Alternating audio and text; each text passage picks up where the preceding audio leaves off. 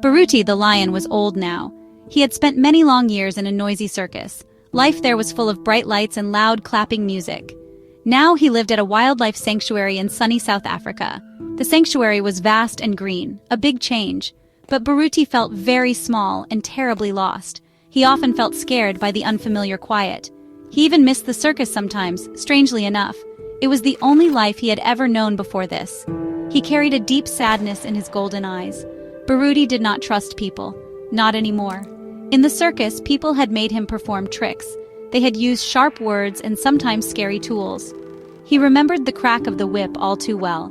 Now he hid in the shadows of his large enclosure. He tried to make himself invisible when caretakers came near. His heart felt as heavy as a stone in his chest. He longed for a peace he couldn't quite understand. He just wanted the fear to go away. The other animals at the sanctuary made Baruti nervous too.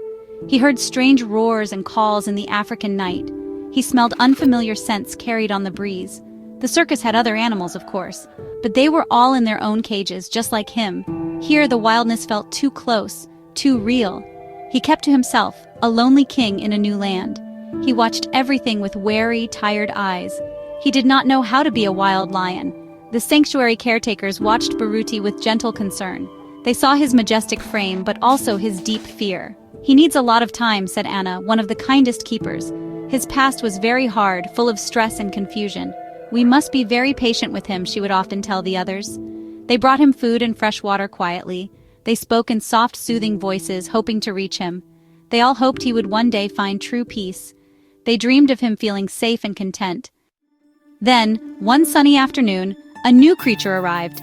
His name was Milo. Milo was a cat. He was a very large Maine Coon cat with fluffy brown fur. He was old too, just like Baruti in some ways. Rescuers had found him all alone in an abandoned house. He was very thin, and his beautiful fur was matted and dirty, but his green eyes were still bright and full of kindness. He had a quiet strength about him, a gentle spirit.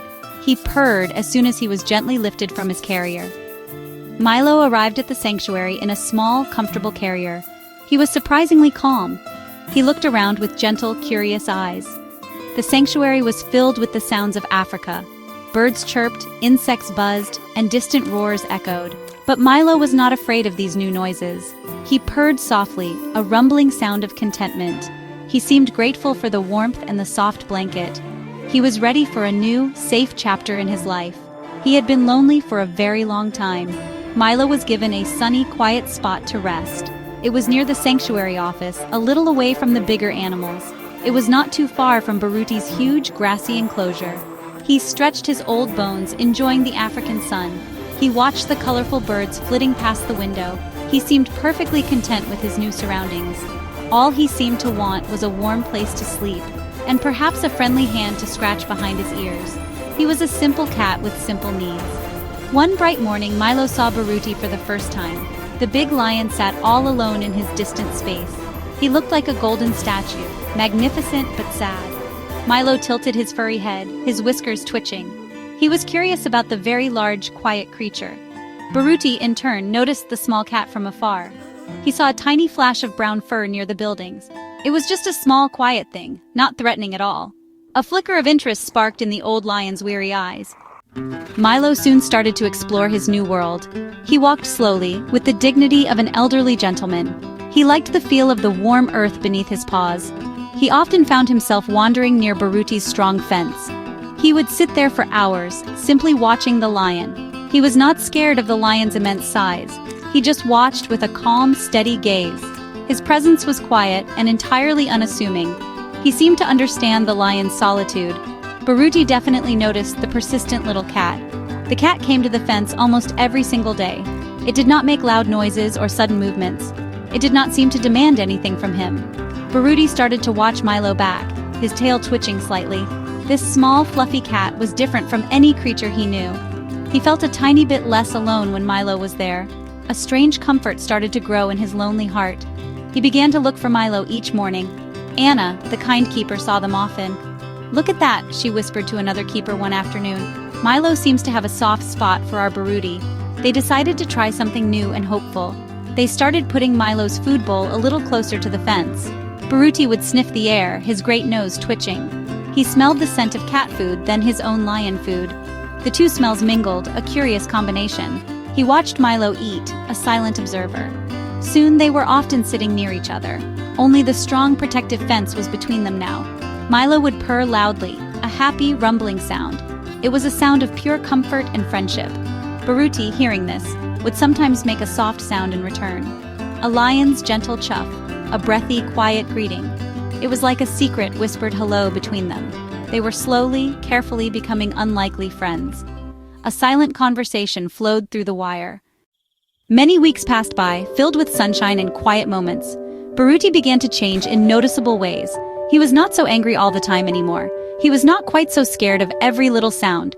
He seemed to wait for Milo's visits each day. When Milo appeared, Baruti's whole body seemed to relax. The deep sadness in his golden eyes started to fade. His gaze became softer, more peaceful than before. He was learning to feel safe, little by little. Milo, the gentle Maine Coon, would often rub his head. He rubbed it lovingly against the fence near where Baruti lay. Baruti would watch him with a newfound patience. Sometimes Baruti would put his big, soft nose near the wire.